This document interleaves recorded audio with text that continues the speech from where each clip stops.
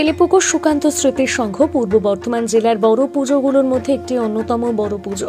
প্রতি বছরে তাদের পুজো প্যান্ডেল মণ্ডপ সজ্জা দর্শনার্থীদের মন কাড়ে। এবছরও তার অন্যথা হবে না বলে জানিয়েছে পুজো উদ্যোক্তা ও জেলার সভাপতি রাসবিহারী হালদার। তিনি জানিয়েছেন এবছরে তাদের বাজেট প্রায় ৩৫ লক্ষ টাকা এবং থিম ভাবনা রয়েছে করি যন্ত্রের বন্দনা, যন্ত্রতেই যন্ত্রণা। অর্থাৎ এই থিম ভাবনার মধ্য দিয়ে তারা ফুটিয়ে তুলতে চেয়েছে বর্তমান যুগে দাঁড়িয়ে বড় থেকে ছোট সকলের নানান যন্ত্রের মধ্যে আবদ্ধ হয়ে পড়েছে। সকলকেই যন্ত্রের ব্যবহার করতে হচ্ছে সমাজে নানান কাজের স্বার্থে। মোবাইল, ল্যাপটপ থেকে শুরু করে নানান জিনিসপত্রের উপর নির্ভরশীল হয়ে উঠেছে। সেক্ষেত্রে ছোটদের যে প্রকার ক্ষতি হচ্ছে বড়দেরও হচ্ছে। তাই একদিকে যন্ত্রের উপকারিতা এবং অন্যদিকে যন্ত্রের অপকারিতা দুটোর সম্পর্কে ফুটিয়ে তোলা হচ্ছে এই থিম ভাবনার মধ্যে।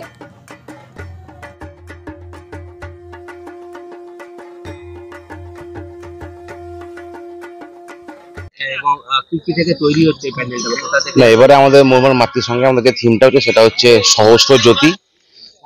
আমাদের থিম যেটা তৈরি হচ্ছে মোটামুটি এখানে লোহার স্ট্রাকচার আছে, পাটকাঠি আছে, কাপড় আছে, বাঁশের বাতা আছে, এইসব দিয়ে আমাদের তৈরি হচ্ছে। মেইনলি পরিবেশ বান্ধব জিনিসগুলো তৈরি হচ্ছে, যেটা একদম পরিবেশের সঙ্গে খাপ খায় এবং এটার মধ্যে কোনো রকম কোনো পরিবেশের পক্ষে যেগুলো ক্ষতিকারক একটুও কোনো ম্যাটেরিয়াল আমরা নাই।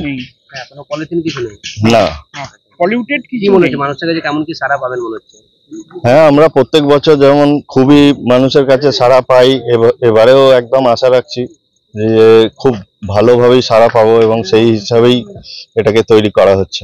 কি নাম দেওয়া হয়েছে এবং কোথাকার থিমটার নাম দেওয়া হয়েছে আমাদের এবারে সহস্র জ্যোতি। আর আমাদের শিল্পী হচ্ছেন সাধন দেবনাথ, উনি কানলা নিবাসী। আর যিনি মৃৎশিল্পী আছেন ওনার নাম হচ্ছে সিদ্ধার্থ পাল, ওনার বর্ধমান বর্ডেলপুরে বাড়ি। বাজেট কেমন কি আছে? মোটামুটি নিয়ার অ্যাবাউট ১৭ লক্ষ টাকা বাজেট আছে। ১৭ থেকে ১৮ লক্ষ টাকা বাজেট আছে। এবছরে তো মানুষ আসবে, একটা সমস্যাটা দেখা যায় এখানে রাস্তাটা একটা সরু রয়েছে, যাতায়াতের একটা সমস্যা একটা থেকেই যায়। কিছু আপনাদের নতুন ওইটা আমরা এবছর কিছুটা ব্যবস্থা করেছি। যেমন গত বছর থেকেই আমরা শুরু করেছি যে লাইন যতটা না করা যায় এবং ধীরে ধীরে লাইন না করে মানুষকে অসুবিধার মধ্যে না পেলে ছেড়ে দেওয়া এবং মানুষ ছোট করে নিয়ে ফ্রন্টটা বিশাল ফ্রন্ট হয়েছে, যাতে দূর থেকেই দেখতে পারে এবং ওই গেট দিয়ে পাশের গেট দিয়ে বেরিয়ে যাবার রাস্তা বছর একদম ক্লিয়ার থাকবে। আর আপনারা তো জানেন যে এই পুজো দেখতে শুধু বর্ধমান শহর নয়, বিভিন্ন জেলা এবং রাজ্যের বিভিন্ন জেলার মানুষ এখানে আসেন ঠাকুর দেখতে। তো এটা তো আমরা আশাবাদী যে আমরা নিশ্চয়ই ১, ২, ৩ এর মধ্যে প্রাইজ পাবই।